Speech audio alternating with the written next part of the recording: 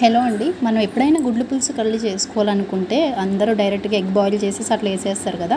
అట్లా కాకుండా ఫస్ట్ కొంచెం ఆయిల్ వేసుకుని అందులో కాస్త అల్లం వెల్లుల్లిపాయ పేస్ట్, కరివేపాకు రొమ్మ వేసుకుని ఎగ్‌ని కాసేపు అందులో ఫ్రై చేసుకోండి. తర్వాత గుడ్లు పులుసులో దాన్ని మీరు యాడ్ చేసుకుంటే గనక టేస్ట్ నార్మల్ దానికన్నా కూడా ఇంకా బాగా ఎగ్ అనేది బాగా వచ్చిద్ది.